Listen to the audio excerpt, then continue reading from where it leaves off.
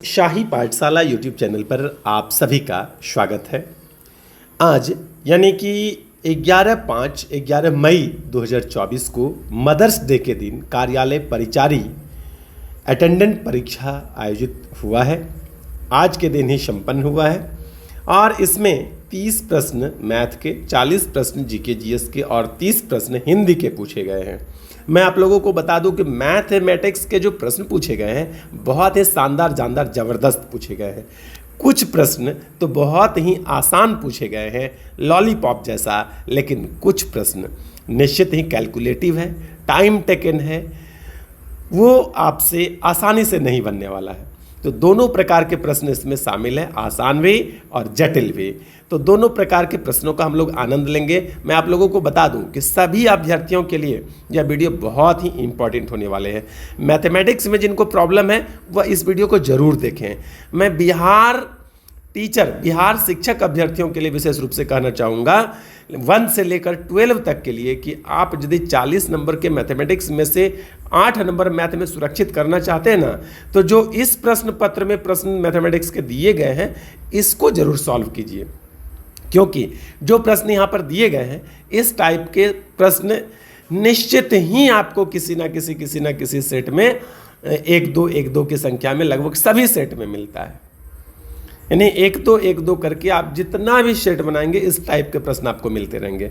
इसलिए यह वीडियो सभी विद्यार्थियों के साथ साथ शिक्षक अभ्यर्थियों के लिए भी बहुत इंपॉर्टेंट हो जाता है। यह ओरिजिनल प्रश्न है, प्रश्न को घर लाने दिया गया था। तो आइए चलते हैं प्रश्न पर। प्रश्न की शुरुआत होती है मैथमेटिक्स से। जैसा कि आप यहाँ पर देख पा रहे हैं कि पहले शुरुआत हो रही है और शुरुआत ही हो रही है किससे? सामान्य अंक गणित, जनरल अर्थमेटिक्स से। ठीक है, पहला प्रश्न यहाँ पर क्या कहता है? पहला प्रश्न का कहना है कि यदि ए, बी, सी एवं डी 4 धनात्मक वास्तविक संख्याएं इस प्रकार है कि ए, बी, सी का योग एक सम संख्या हो एवं बी, सी, डी का योग एक विषम संख्या हो, तो ए स्क्वायर माइनस डी स्क्वायर अनिवार्यतः रिक्त स्थान होगा। तो विषम संख्या होगा, अभाज्य होगा, सम होगा या इनमें से कोई नहीं होगा। मैं आप लोगों को बता दूं कि यहाँ पर मैं बहुत विस्तृत व्याख्या नहीं दे रहा हूँ। यदि आप लोगों को मैथमेटिक्स का विस्तृत व्याख्या चाहिए तो 2-4 लोग भी हमें कमेंट करके कन्विंस करेंगे कि सर किसका डिटेल एक्सप्लेनेशन दे दीजिए। तो मैं अलग से, चूँकि 30 प्रश्न यहाँ पर मैथमेटिक्स के पूछे गए हैं, तो मैं अलग से इन मैथमेटिक्स के गणित के प्रश्नों का मैं व्याख्या सहित उत्तर आपको टाइप करके दे दूंगा और प्रयास करूंगा कि पीडीएफ भी उपलब्ध करा दूं। तो कहा कि पहला 3 जो एबीसी है यह सम संख्या है और अंतिम 3 जो है बीसीडी है वह विषम संख्या है। तो अब आपको बताना है कि ए स्क्वायर माइनस डी स्क्वायर करेंगे तो अनिवार्यतः क्या होने वाला है। तो मैं आपको बता दूं कि यदि पहला 3 सम होगा तो ये पहला विषम, दूसरा कोई भी सम, फिर तीसरा विषम, फिर चौथा सम, इस प्रकार से लेंगे तभी पहले 3 का योग सम संख्या होगा और अंतिम 3 का योग विषम संख्या होगा, नहीं तो नहीं होगा। ऐसी स्थिति में जब कभी भी कुछ आप करेंगे तो ऐसी स्थिति में आपका क्या होगा? इसका जो वर्ग, पहली संख्या का वर्ग और अंतिम संख्या का वर्ग का जो अंतर है वह हमेशा हमेशा विषम संख्या ही होगा, क्योंकि अगला एक विषम संख्या है, पिछला सम संख्या है। जब आप एक विषम संख्या और एक सम संख्या के वर्गों का अंतर करेंगे तो हमेशा विषम संख्या ही आएगा। ठीक है, तो इस प्रकार से यहाँ पर विकल्प ए जो है मैंने इसको बहुत अच्छा से पुष्टि कर लिया है। उसके बाद मैं आपके लिए वीडियो लेकर के उपस्थित हुआ हूँ, इसलिए कहीं पर कोई टेंशन की ज़रूरत नहीं है, कोई संशय नहीं होना चाहिए मन में। सीधा आप जानिए कि जो बता दिया वह सही है तो है। तो यहाँ पर विकल्प ए सही हो गया आपका। उसके बाद दूसरा नंबर प्रश्न क्या कहता है? यदि 5 वर्ष पूर्व पी और क्यू की आयु वर्षों में का अनुपात 5:7 है तो वर्तमान में 5 वर्षों के बाद उनकी आयुओं का योग क्या है? अब देखिए, यह प्रश्न एक्चुअल में सही बना पाना कैलकुलेशन के साथ काफ़ी कठिन है, लेकिन हाँ टेक्निक है, इसको बनाया जा सकता है। तो सोचिए, 2 व्यक्ति की आयु, एक का 5x मान लेते हैं और दूसरे का 7x मान लेते हैं। ये 5 वर्ष पूर्व है, 5 ईयर एगो, और 5 ईयर आफ्टर जो है ये दिया हुआ नहीं है, लेकिन ये बताना है आपको कि 5 साल के बाद इसके दोनों का आयु को जोड़ करके कितना होगा। तो हम इतना कह सकते हैं कि यहाँ से यहाँ तक जो समय का डिफरेंस हुआ वह 10 वर्षों का हो गया है। अब समय का अंतर यदि 10 वर्षों का हो गया है तो 10 वर्ष यह और 10 वर्ष यह, कुल आयु कितना वृद्धि हो गया? 20 वर्ष का। अब समझने की बात यहाँ पर है कि 20 वर्ष ये, अब यदि हम करें कि इसमें x का वैल्यू 1 रख देंगे तो 5 और ये 7, 12 हो गया। तो नहीं, 20, 12, 32 ही होता है। ऑप्शन तो ऐसा कुछ है नहीं। दूसरा देख लेते हैं, यदि x की जगह 2 रख के चेक करेंगे तो 5 दूना 10 और 7 दूना 14, 14, 10, 24 और 20, 44 ही होता है। ये ऑप्शन नहीं है। उसके बाद हम क्या करते हैं कि x का वैल्यू 3 रख के चेक करते हैं तो ये हो जाएगा 5 तिया 15, 7 तिया 21, 15 और 21 यदि करेंगे तो 36, 36, 20, 56 ही होता है। ये भी बात नहीं हुआ। इसी प्रकार से हम लोग चेक कर लेंगे कि किस विकल्प में आकर के सेट होगा। एक बार 5 यदि रखें तो ये हो जाएगा 5 6 25 और 5 7 35। तो 35 और 25 हो गया आपका कितना? तो 60 हो जाता है। 60, 20, 80। ये भी आपके पास विकल्प में नहीं है। अब आइए चलते हैं, एक बार 6 रख के चेक कर लेते हैं। 6, तो 6 जैसे ही आप रखते हैं तो 6 रखने में क्या होगा कि 6 पंचे 30 और 6 सते 42, ये दोनों जोड़ेंगे तो कितना हो जाएगा? 72 और 20 जोड़ेंगे तो कितना हो जाएगा? 92। 92 आपके विकल्प में है। तो यहाँ पर उत्तर क्या हो जाएगा आपका? 92। विकल्प ए यहाँ पर बिल्कुल सही हो जाता है। और भी डिटेल में आपको आराम से समझना हो तो आप कमेंट करिए, आपके लिए मैं मैथमेटिक्स का डिटेल एक्सप्लेनेशन लेकर जरूर आऊँगा। आइए चलते हैं चौथे नंबर प्रश्न पर। चौथा नंबर कह रहा है कि यदि, तीसरा नंबर ही पहले देख लेते हैं, क्योंकि तीसरा नंबर अभी बताया नहीं मैं। तो तीसरा नंबर क्या प्रश्न कहता है कि एक निश्चित राशि 6 वर्षों में साधारण ब्याज की दर से 3 गुनी हो जाती है। 9 गुनी होने के लिए वर्षों की संख्या कितनी होगी? यह प्रश्न बनाना आपके लिए आसान भी लग सकता है, भारी भी। यदि आप टेक्निक जानते हैं बहुत आसान, नहीं जानते बहुत भारी। तो यहाँ पर कितने साधारण ब्याज है ये याद रखिएगा, चूंकि चक्रवृद्धि ब्याज कहेगा तो यही प्रश्न दूसरे नियम से बनेगा। तो साधारण ब्याज है ये ध्यान रखिएगा। यहाँ पर कितना गुना कहा था? 9 गुनी कहा था। कितने गुनी? 9 गुनी। तो जैसे 9 गुनी का तो 9 में 1 घटाइए, 8 लिख दीजिए। और उसके बाद क्या कहा कि 3 गुनी हो जाए तो इसमें 1 घटा करके भाग दे दीजिए। ठीक है, ये हो गया। उसके बाद क्या? 6 वर्षों में हुआ था। टाइम जो है यहाँ T1 से गुना करेंगे, 6 से गुना कर दिए और ये जो हल निकलेगा ये T2 निकलेगा। दूसरा यहाँ पर पूछा क्या? वर्षों की संख्या, T2 पूछा है आपसे। यहाँ पर हमने क्या किया कि N2 - 1 करके लिख दिए, यहाँ पर N1 - 1 करके लिख दिए और गुना में T1 कर दिए। ये बराबर क्या हो गया? T2। ये सूत्र आपको याद होना चाहिए। ठीक है, इस सूत्र को मैंने ऊपर में लिख दिया है। इसको घटाएंगे तो 4 हो जाएगा, 4 छके 24। आप विकल्प ए में यहाँ पर देख रहे हैं 24, ये उत्तर सही हो जाता है। ठीक है, आप चाहें तो इसका स्क्रीनशॉट ले सकते हैं, एक सूत्र कॉपी में लिख सकते हैं। साधारण ब्याज के लिए यह सूत्र है। आइए अब चलते हैं अगला प्रश्न। कितना नंबर? चौथा नंबर। चौथा नंबर प्रश्न थोड़ा मैथमेटिक्स बताने में लेट लगेगा, लेकिन इत्मीनान से देखिए और मैं हल्का हल्का ही एक्सप्लेनेशन करूँगा, डिटेल एक्सप्लेनेशन नहीं करूँगा। अब यहाँ पर ए बी का मौसो दिया हुआ है। यदि मौसो ए बी दिया हुआ है, कहने का मतलब यदि ए बराबर कहेंगे तो आप 4m कह सकते हैं और बी बराबर भी क्या कह सकते हैं? 4n कह सकते हैं, इस प्रकार से। अब यदि लॉसो इतना दिया हुआ है, कहने का मतलब 4mn बराबर कितना दिया हुआ है? 400। ठीक है, अब यदि mn बराबर आप निकालेंगे तो 400 कट जाएगा, तो ये हो गया mn बराबर 100। तो 100 के जब आप करेंगे, तोड़ेंगे, तो यहाँ पर कहा कि ए बी के संख्या युग्मों, अच्छा के संख्या युग्मों की संख्या कितनी है? तो ये जो ए बी है इसके संख्या युग्मों की संख्या कितनी होगी? तो आप सोचिए कि यदि mn गुना करेंगे तो ये 1 गुना 100 भी हो जाएगा, 2 गुना 50 हो जाएगा, आपका कितना हो जाएगा? 4 गुना 25 हो जाएगा, 5 गुना 20 हो जाएगा, इस प्रकार से।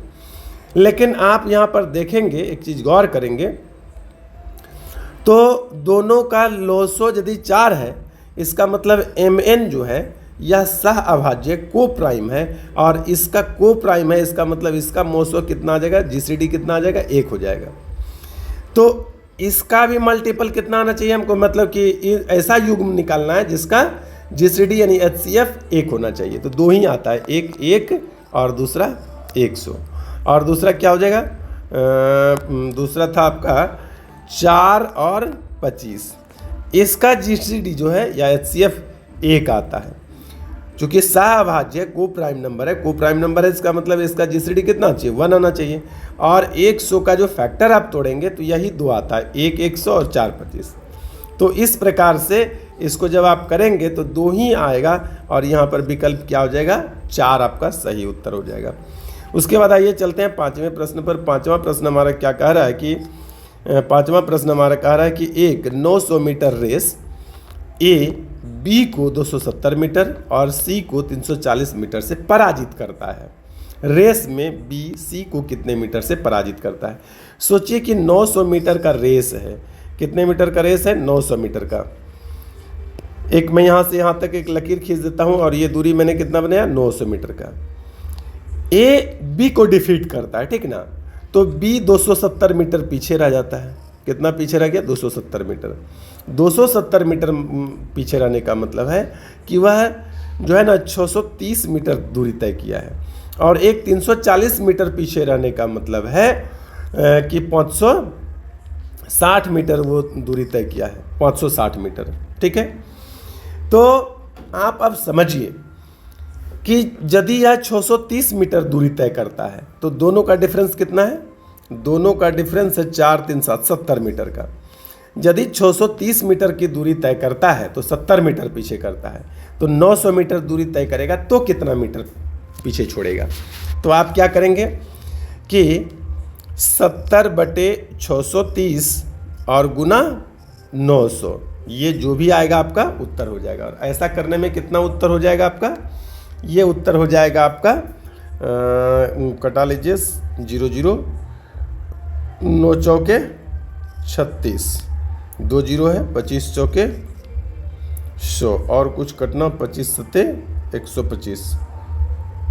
क्या निकाल रहा हूँ मैं, 1 मिनट, थोड़ा सा मिस्टेक के लिए मैं माफ़ी चाहूँगा। फिर से इस दोनों का डिफरेंस कितना है, 70 मीटर।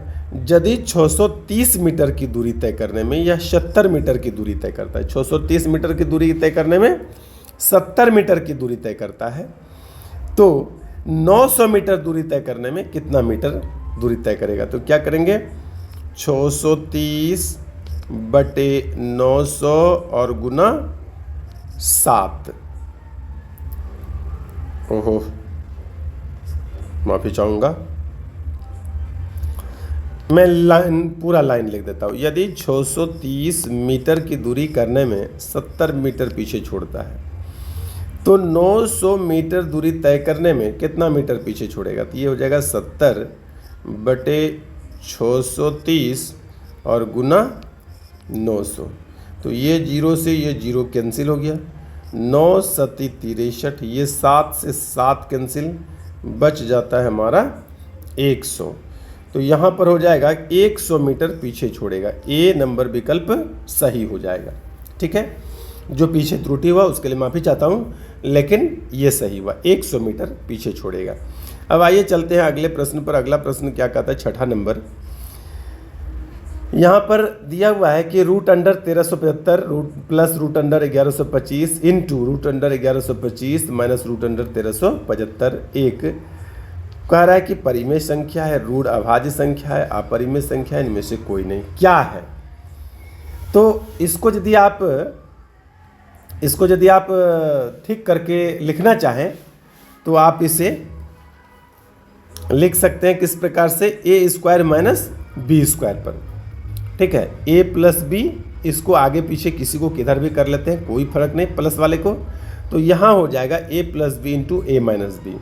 तो इसका रूट हट जाएगा और जैसे ही रूट हट जाएगा वो क्या हो जाएगा, एक परिमेय संख्या हो जाएगा। क्या बन जाएगा, एक परिमेय संख्या बन जाएगा। तो यहाँ पर विकल्प ए सही हो जाता है। उसके बाद 7वां नंबर जो है इसके लिए क्या है, px/b माइनस सी बराबर qy/c माइनस ए और बराबर में rz/a माइनस बी। तो आपको इस प्रकार से axp या apx, यहाँ पर x को आगे लिख कर दिखाया गया, यहाँ पर थोड़ा पीछे लिख कर दिखाया, कोई दिक्कत नहीं है, एक ही बात है। तो इस प्रकार से जब आप निकालेंगे तो इसका उत्तर 0 आ जाएगा। इसकी व्याख्या मैं आपको अलग से वीडियो बना कर दूंगा, आप इसके लिए यदि चाहते हैं तो एक मुझे कमेंट जरूर करें। बगल में शादी है इसलिए हॉर्न का बीच में आवाज़ जाए तो थोड़ा सा इसको आप समझिएगा। मैं गांव में रहता हूं, मेरे पास बहुत अधिक सुविधा नहीं है, मैं कम सुविधा में आपके लिए वीडियो बनाता हूं, तो इतना सा थोड़ा सा आप लोग मैनेज करेंगे। 8वां नंबर हमारा प्रश्न है, यदि P एवं Q पूर्ण वर्ग संख्याएं हो तो P/Q सर्वदा एक परिमेय संख्या होगी, क्या यह कथन सत्य है? तो कहेंगे हाँ, ये कथन सत्य है। ठीक है। उसके बाद अगला प्रश्न क्या कहता है कि एक निश्चित राशि 4 वर्षों में चक्रवृद्धि ब्याज की दर से 3 गुनी हो जाती है। यहाँ ध्यान दीजिएगा, क्या कहा कि 4 वर्षों में कितनी? 3 गुनी हो गई। ठीक है, 4 वर्षों में 3 गुनी हो गई। अब कह रहा है कि कितने वर्षों में, 60 वर्षों में ये कितना? 27 गुनी हो जाएगी। अब देखिए, पिछला प्रश्न जो हम लोग कर रहे थे वह पिछला प्रश्न और इस प्रश्न में सिर्फ इतना अंतर है कि डाटा का अंतर है। दूसरा क्या अंतर है? तो यह चक्रवृद्धि ब्याज है और पिछला प्रश्न हमारा क्या था? साधारण ब्याज था। आप देखिए कितना आसान प्रश्न है। वैसे यदि बिना टेक्निक का बनाएंगे तो यह बहुत भारी लगेगा, जबकि मैं जो नियम बता रहा हूँ उस नियम से बनाएंगे तो यह बहुत भारी नहीं लगेगा, बहुत आसान लगेगा। आप एक बात याद रखिएगा, यहाँ 3 गुनी है तो यहाँ पर जो भी रहेगा, जैसे ये 3 बेस है तो इसमें 3 बेस दे करके देखेंगे तो 3 तिया 9 तिया 27, यानी 3 पर पावर 3 गुनी है ना। 27 को क्या बोलेंगे? 3 पर पावर 3 गुनी। तो जितना पावर रहेगा इस 4 में उतने से गुना कर देंगे। तो यहाँ 3 पावर है तो 3 से गुना कर देते, कितना हो गया? 12। अतः इसका उत्तर कितना हो जाएगा? विकल्प डी। 9 का उत्तर हो गया विकल्प डी, 12 वर्ष। ठीक है। आइए उसके बाद चलते हैं क्वेश्चन नंबर 10 पर। मैं थोड़ा और तेज वीडियो कर लेता हूं चूंकि, और इस प्रश्न को देखिए कि कितना इंपॉर्टेंट प्रश्न मैंने बताया है। और 10 नंबर प्रश्न भी बहुत सुंदर दिखाई पड़ रहा है, इसको भी मैं थोड़ा कन्विंस कर देता हूं। स्थिर जल में एक नाव की गति 9 किलोमीटर प्रति घंटा है और धारा की गति 6 किलोमीटर प्रति घंटा है। क्या है? 9 किलोमीटर और 6 किलोमीटर। नाव की चाल, धारा की चाल, दोनों मिलाकर कितना हो गया? 15। और यदि विपरीत चलेंगे तो 9 - 6 कितना हो जाएगा? 9 - 6 हो जाएगा 3। इसको करेंगे तो 5 अनुपात कितना हो जाएगा? 1। ये क्या हुआ? धारा के साथ चाल, तो चाल का अनुपात हो जाएगा 5:1। ये 5:1। तो समय का अनुपात कितना हो जाएगा? 1:5। अब यहाँ पर देखिए, ये दोनों धारा के साथ चलने में और ये धारा के विपरीत चाल है, और ये धारा के साथ चलने में समय और धारा के विपरीत ये चाल, तो दोनों के समय का डिफरेंस यहाँ पर देखिए 6 घंटा लगता है जाने और आने में, तो दोनों को जोड़ेंगे ना समय के अनुपात को, तो 6 अनुपात, ये अनुपात में 6 है, ये अनुपात में 6 अनुपात बराबर 6 घंटा है। ठीक है। तो कहा कि धारा की दिशा में नाव को दूरी तय करने में, धारा की दिशा में, तो धारा की दिशा में 1 यूनिट लग रहा है, तो 6 यूनिट बराबर 6, तो 1 यूनिट बराबर 1 घंटा, तो 1 घंटा जो विकल्प होगा वो सही होता है। विकल्प 4 जो यहाँ पर है वह समय 1 घंटा बता रहा है, तो ये 4वां विकल्प जो है ये आपका उत्तर हो जाएगा। तो इतना आसान मैथ भी होता है, आप यह जानिए। और आप लोग यदि कमेंट करेंगे तभी मैं बनाऊंगा।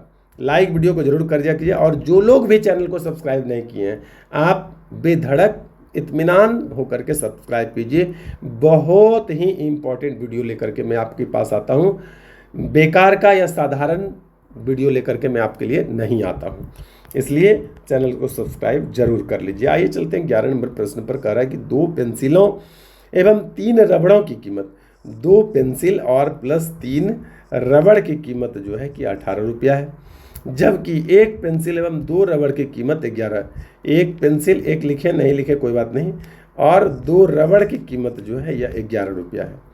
कह रहा है कि पेंसिल का मूल्य होगा, तो पेंसिल का मूल्य या तो 6 रुपया होगा या 8 रुपया होगा, या फिर यहाँ पर कितना लिखा हुआ तो मैं थोड़ा सा देखना चाहूँगा, कितना है? 4 है, सॉरी, तो यहाँ पर 4 है, उसके बाद 3 रुपया। तो हम बारी बारी से पेंसिल का कीमत रखकर चेक कर लेते हैं। जैसे पेंसिल का यदि कीमत 6 रुपया रखते हैं तो 6 दूना 12 हो जाएगा, और इसका यदि 1 भी करते हैं तो हो जाएगा 3 15, 2 यदि कर देते हैं तो 3 दूना 6, 12 6 18, नहीं ये 6 दूना 12।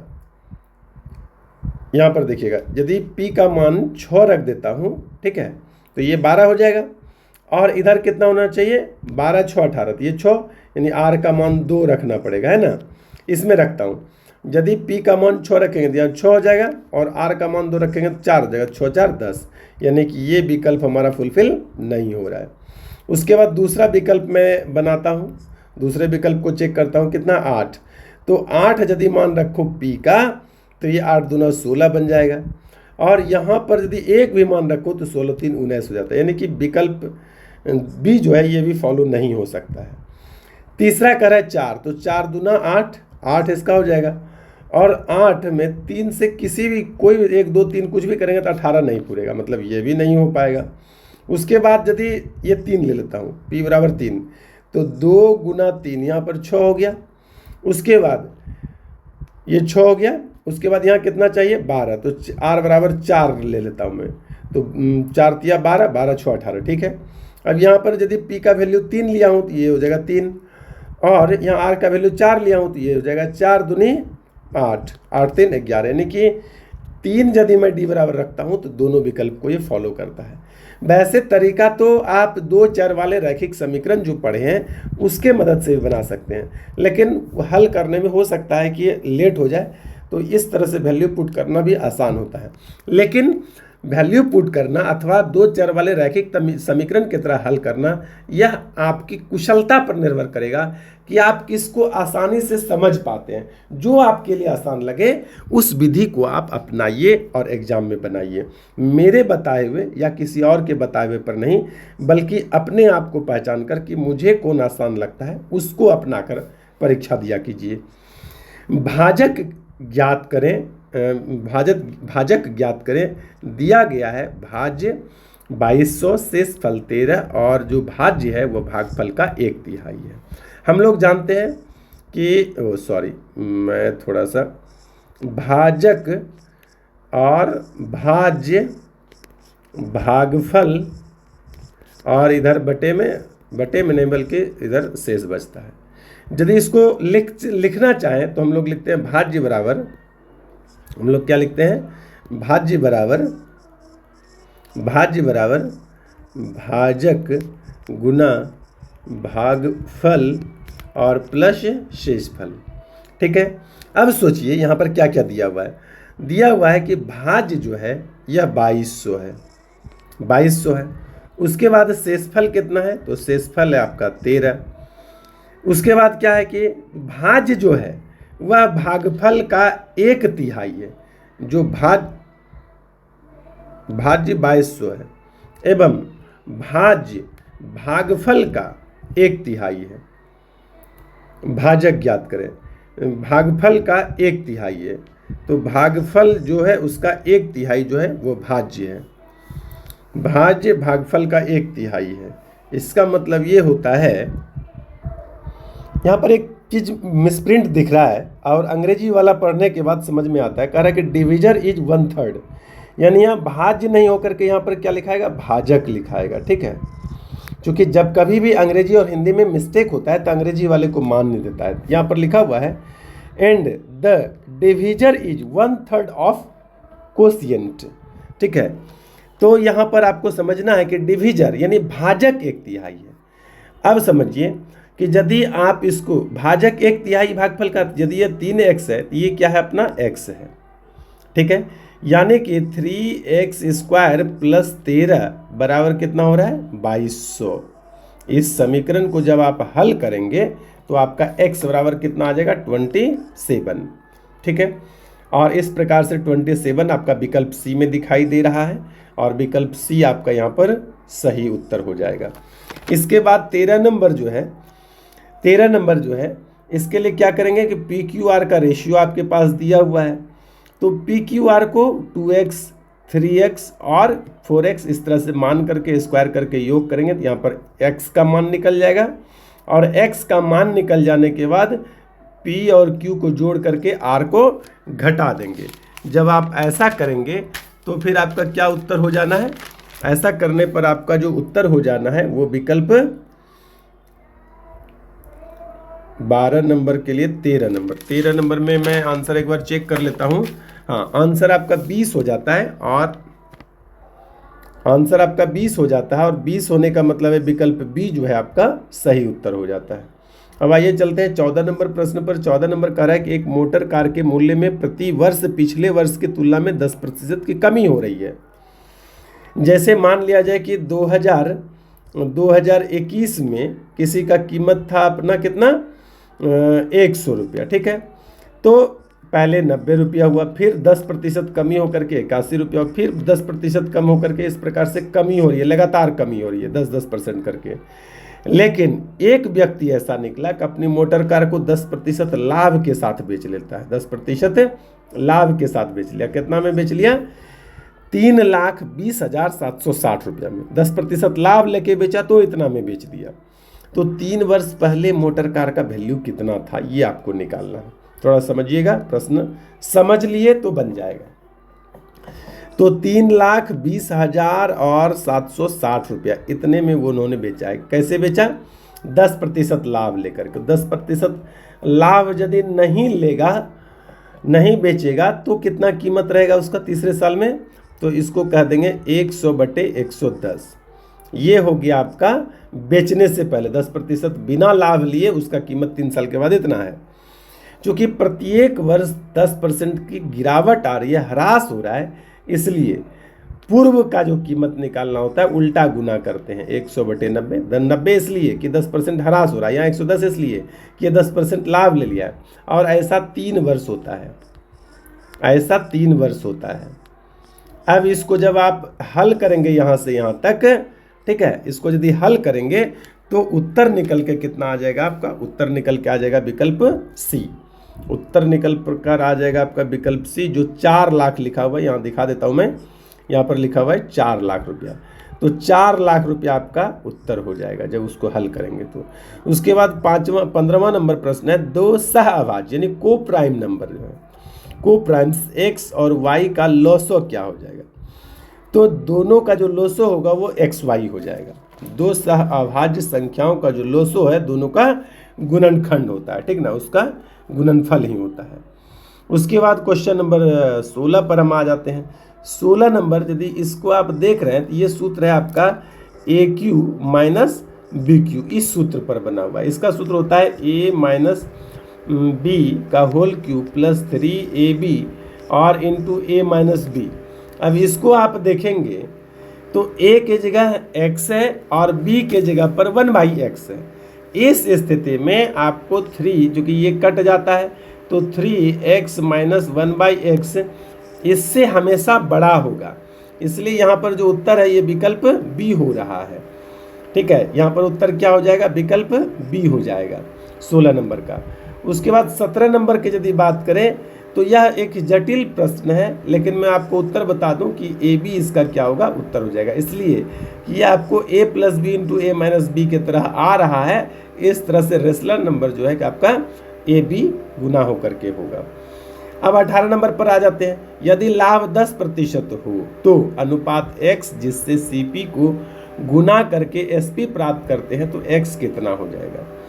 कह रहा है कि लाभ, अच्छा सोचिए कि लाभ 10% का मतलब हुआ कि 10/100, इसको कटाएंगे तो हो जाएगा 1/10। 1 यूनिट लाभ है कुल 10 में से, इसका मतलब 11 में आपने बेचा और 10 में खरीदा है। तो ये वाला विकल्प आपका सही हो गया, विकल्प सी। आइए उसके बाद क्या 19 नंबर का आता है कि यदि x y से 50% ज़्यादा है, तो हम यदि x अनुपात y लिखे, कह रहा है कि x जो y से 50% ज़्यादा है, इसका मतलब ये 3 हो जाएगा, ये 2 हो जाएगा। तो 2 से 50% ज़्यादा है 3। कह रहा है कि x y से कितना, तो इससे वो कितना कम है, तो बोलेंगे 1 यूनिट कम है कुल कितना 3 में से, इसलिए 100 में कितना, तो ये 33.3% हो जाएगा। उसके बाद अगला प्रश्न 20 नंबर है। यदि 170 मीटर लंबी रेलगाड़ी एक निश्चित गति से चलते हुए 180 मीटर लंबे खड़ी रेलगाड़ी को 15 सेकंड में पार कर जाती है तो रेलगाड़ी की गति क्या है? दोनों की लंबाई को जोड़ेंगे 170 और प्लस 180, दोनों को जोड़ेंगे तो कितना हो जाएगा? 350। 8 7 15, 150 और 2, ठीक है 350। और कितने सेकंड में? 15 सेकंड में पार कर जाती है। तो इसको यदि आप कटाएंगे, इसको यदि कटाएंगे तो 3 × 5 = 15 और 7 × 5 = 35। 70 में 3 से भाग देंगे तो कितना हो जाएगा?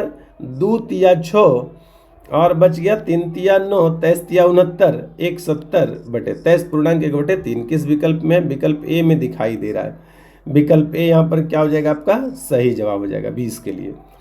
अब आइए चलते हैं अगला प्रश्न 21 नंबर। 21 नंबर प्रश्न क्या कहना है कि a बराबर है 11 root under 11 plus root under 3, b बराबर है root under 12 plus root under 2, c बराबर है रूट अंडर 6 और रूट अंडर 4 प्लस में।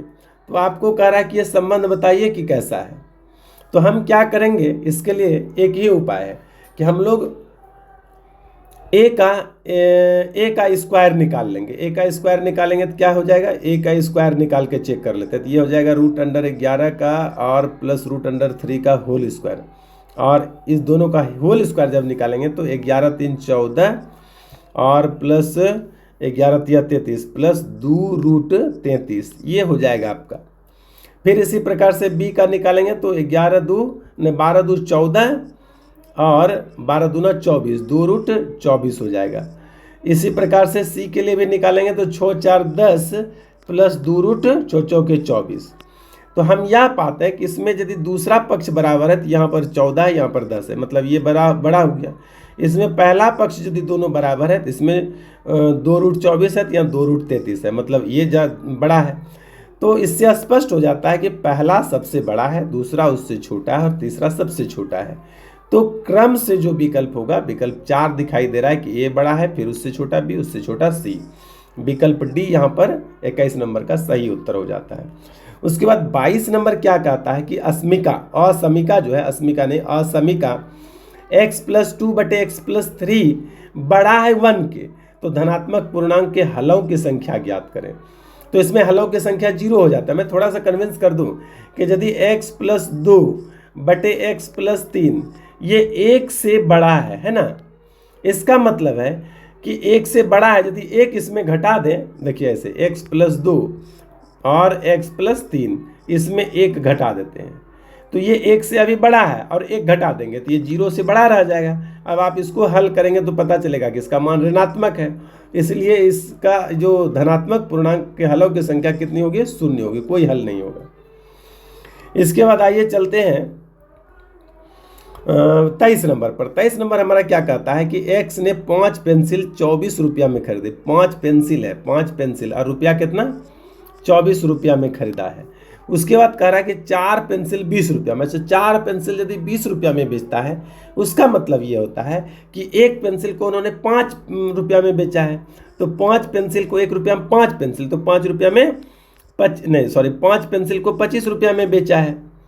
अब सोचिए 5 पेंसिल खरीदा, 5 पेंसिल बेचा, तो 1 पेंसिल का बराबर लाभ होता है कितना में से? 24 में से, इसलिए 100 में कितना? ये प्रतिशत लाभ को दर्शा रहा है। तो 24 चौके 96, 24 चौके 96, 4 बटे 24, इसको कटाएंगे तो 1 बटे 6, यानी 4 पूर्णांक 1 बटे 6% आपका विकल्प ए जो है, नहीं यह लाभ हो रहा है, प्रॉफिट है। ये हानि पर मैंने टिक लगा दिया, लाभ है। 4 पूर्णांक 1 बटे लाभ जो है 1 बटे 6% होगा। 4 पूर्णांक 1 बटे 6% का लाभ हो रहा है। उसके बाद अगला 24 नंबर प्रश्न कहता है एक कक्षा में लड़कों एवं लड़कियों की संख्या का अनुपात 11:9 है। 30% लड़के 20% लड़कियां परीक्षा पास करते हैं। परीक्षा में पास करने वाले परीक्षार्थियों की संख्या प्रतिशत में निकाल रहे हैं। तो देखिए बॉयज है और गर्ल्स है, ये 11 है, ये 9 है। हमको प्रतिशत निकालने में सुविधा हो, दोनों तरफ कोई भी मान रख सकते हैं, दोनों तरफ 0 0 लगा दिए। अब इसमें 30% विद्यार्थी जो है वह पास करता है, तो 11 तिया 33 विद्यार्थी इधर पास हो गया। इसमें 20% विद्यार्थी पास करता है, तो 9 दूना 18 विद्यार्थी इधर से पास हो गया। तो पास हुआ टोटल कितना? 18 और 33, 8 3 11, यानी 8 3 11, 3 1 4 और 1 5, 54 विद्यार्थी टोटल पास किया है। कुल कितना में से पास किया? 54। तो 9 टोटल 200 विद्यार्थी में से 110 और 90, तो 54 विद्यार्थी पास किया टोटल 200 में से। पूछा था कि प्रतिशत बताइए कि पास करने वाला का प्रतिशत, तो कहेंगे 54 पास किया, ये 5 लिखा हूँ मैंने, 8 की तरह लग रहा है। हाँ, ये 54 पास किया कुल 200 में से, इसलिए 100 में कितना? तो 0 0 कैंसिल, 27 दूना 54, 27% कुल विद्यार्थी पास किया। विकल्प में नहीं है क्या? मैं एक बार फिर से चेक कर लूँगा, लेकिन आप घबराएंगे बिल्कुल नहीं। मैं एक बार फिर से देखिए, 11 9 तो 110 और 9 का 90 मैंने किया, ठीक है। 30% विद्यार्थी, 11 या 33 विद्यार्थी, 2 जीरो कट गया। 20% विद्यार्थी तो 9 दूना 18 विद्यार्थी।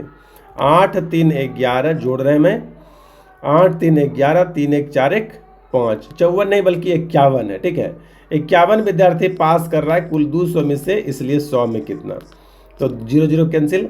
अब हो जाता है 25.5, थोड़ा सा यहाँ पर 51 के बदले 54 आ गया था, इसीलिए 25.5% जो है विद्यार्थी पास करता है। विकल्प बी यहाँ पर सही उत्तर हो जाएगा।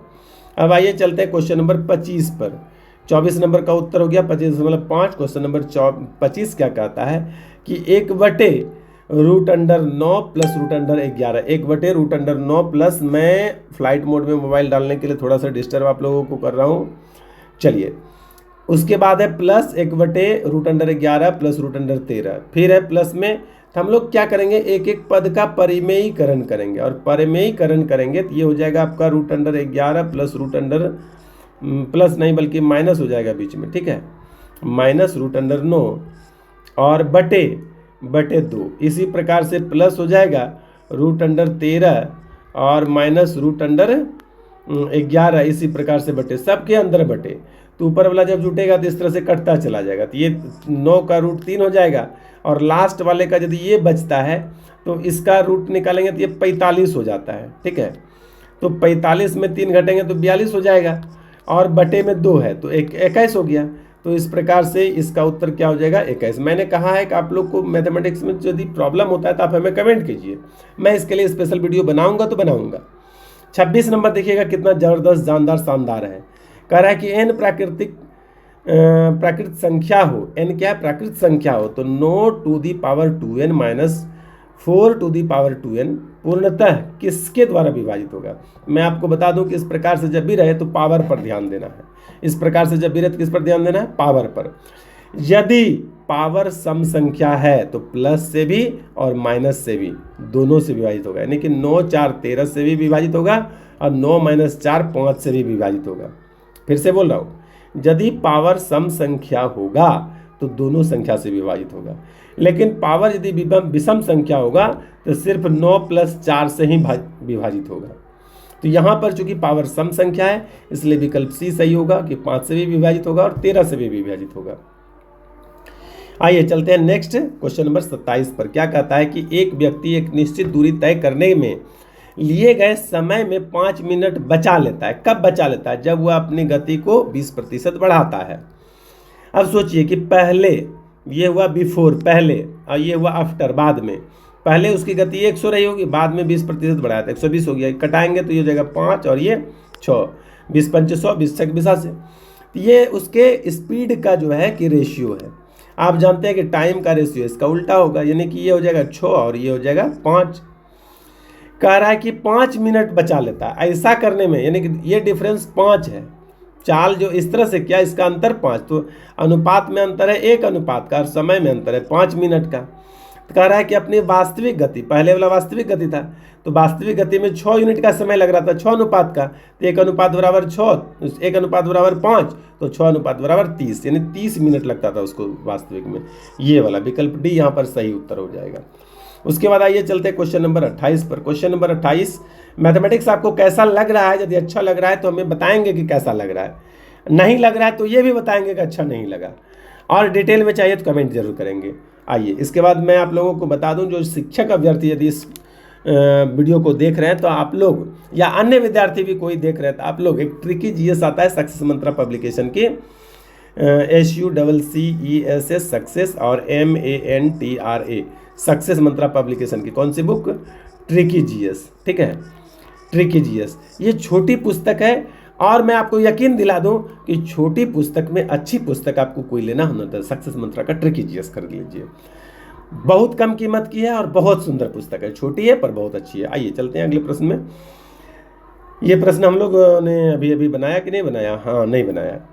कह रहा है कि x एक वस्तु अंकित मूल्य CP के 60% ऊपर रखता है ना। अंकित मूल्य जो है कि कॉस्ट प्राइस से 60, जैसे कि मान लीजिए कि CP है, कॉस्ट पर 100 कम कर दे, तो अंकित मूल्य जो मार्च प्राइस जो है 60% बढ़ा के रखा। कितना रखा है? 160 रुपया, यहाँ 60% बढ़ा के। अब 2 बार छूट दिया, एक बार 10% छूट दिया, 10% डिस्काउंट। अब 10% यदि डिस्काउंट देंगे तो 16 रुपया डिस्काउंट हो जाएगा। तो 16 रुपया जब डिस्काउंट देंगे तो 146 टका में बिक रहा है। 16% गलती लिख दिया मैंने, 144 रुपया में बेचेगा। एक बार फिर से 10% का डिस्काउंट मिल रहा है। तो अब यहाँ पर 14.4 घट जाएगा। तो 14.4 जैसे घटाएंगे तो हो जाएगा 29.6 इतना। तो 129.6 में बिकेगा। तो 100 से इतना रुपया 29.6 रुपया का उसको बेनिफिट हो रहा है। तो यहाँ पर विकल्प दू जो है आपका 29.6 रुपया बेनिफिट को शो कर रहा है कि इतना रुपया 29.6, विकल्प बी, 28 का विकल्प बी। अब आइए चलते हैं 29 नंबर सवाल को बनाने के लिए। 29 नंबर सवाल में कह रहा है कि लॉसो निकालिए। तो जो लॉसो निकालने भिन्न वाला में रहे ना, तो ऊपर वाला का लॉसो निकाल लिए, नीचे वाले का मौसो निकाल लीजिए। यानी ऊपर वाले का एलसीएम निकाल लीजिए, नीचे वाले का एचसीएफ निकालेंगे। तो ऊपर वाले का एलसीएम 2 हो जाएगा, नीचे वाले का एचसीएफ 1 हो जाएगा, भाग देंगे तो ये 2 हो गया। तो यहाँ विकल्प ए सही हो गया। उसके बाद 30 नंबर सवाल क्या कहता है, पी और क्यू की आयों यानी इनकम का अनुपात 5:4 है और इसके एक्सपेंडिचर व्यय का अनुपात 4:3 है। और कह रहा है कि बचत करता है, यहाँ पर यदि पी जो है ना क्यू का, यहाँ पर मैं थोड़ा सा कह रहा है पी जो बचत करता है ना क्यू की बचत का इतना ज़्यादा करता है। पी ज़्यादा बचत कर रहा है और पी ज़्यादा बचत कर रहा है, इसका मतलब बराबर यदि करना चाहेंगे ना 16.2/3 का यदि आप तोड़ेंगे तो ये 1/6 आएगा। ठीक है, तो इतना ज़्यादा बचत करता है, यानी कि आप करेंगे कि 7 क्यू करेंगे तो 6 पी के बराबर, इस प्रकार से आपका आ जाएगा। जब इसको आप तोड़ेंगे ना तो आपका 6 पी बराबर 7 क्यू आ जाएगा। यानी कि पी बटे क्यू यदि आप करेंगे ये हो जाएगा 7/6। यानी कि पी यदि 7 अनुपात में बचत करता है तो पी जो है कि 6 अनुपात में बचत कर रहा है। पी ज़्यादा बचत करता है, कह रहा है कि पी की बचत जो है क्यू की बचत का 16.2% ज़्यादा है, यही मतलब हुआ ऐसा। अब आप जानते हैं कि यहाँ एक्स लगा लेंगे और यहाँ वाई लगा लेंगे। आप जानते हैं कि इस दोनों का डिफरेंस 7 अनुपात के बराबर, इस दोनों का डिफरेंस 6 अनुपात के बराबर। ये निकाल करके जब आप हल करेंगे तो उत्तर हो जाएगा आपका 53.1/3%।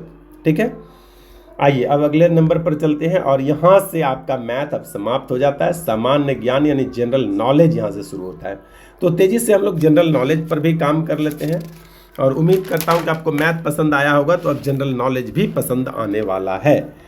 तो आइए हम लोग जनरल नॉलेज को भी पसंद करेंगे। कह रहा है कि यहाँ पर मैं बहुत तेज़ी से करवा दूंगा, क्योंकि जनरल नॉलेज में जब मैंने पढ़ा तो मुझे लगा कि बहुत आसान प्रश्न है, आप लोग खुद ही इसको बना लेंगे, लेकिन फिर भी मैं एक बार पढ़कर आपको आंसर करवा देता हूँ। 31 नंबर है, भारत में आपातकाल की घोषणा का अधिकार किसके पास है? तो भाई साहब राष्ट्रपति के पास है। बंगाल विभाजन की घोषणा किस वर्ष हुई थी? करजन के समय में 1905 में हुआ था। रक्तदाब मापने वाले यंत्र को स्फिग्मोमैनोमीटर कहते हैं, लेकिन यहाँ पर स्फिग्मोमैनोमीटर नहीं है, स्फिग्मोमीटर है, तो यही विकल्प आप ले लेंगे। उसके बाद कह रहा है कि किस मृदा को रेगुर, काली मिट्टी को रेगुर मिट्टी कहते हैं, रेगुर मृदा। उसके बाद कह रहा है भारतीय संविधान कब लागू हुआ? 26 जनवरी 1950 को। किधर विकल्प है भैया जी? डी में। उसके बाद अगला प्रश्न कह रहा है कि असहयोग आंदोलन स्थगित हुआ था। आप लोग जानते हैं कि 1920 में असहयोग आंदोलन प्रारंभ हुआ था और चौरी चौरा हत्याकांड के बाद इस आंदोलन को स्थगित कर दिया गया था, असहयोग आंदोलन को। ठीक है, 1922 में। उसके बाद अगला प्रश्न है कि चेहरा देखने के लिए सामान्यतः समतल दर्पण का प्रयोग करते हैं, तो घर में रोजे मुँह थोथना देखते रहते हैं हम लोग। उसके बाद अगला प्रश्न है 38 नंबर, निम्नलिखित में कौन अत्यधिक खनिज का उदाहरण है?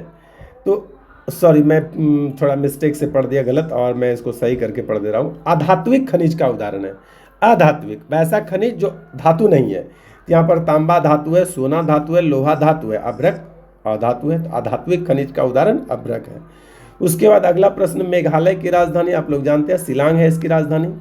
मणिपुर की राजधानी इम्फाल है। और आइजोल कहाँ की राजधानी? मणिपुर की राजधानी कहाँ है? आइजोल। तो ये आपका मणिपुर हो जाता है। गंगटोक आप जानते हैं सिक्किम की राजधानी है। मेघालय की राजधानी शिलांग। ये सब तो बहुत आसान प्रश्न है, बच्चा में हम लोग खूब रटे थे।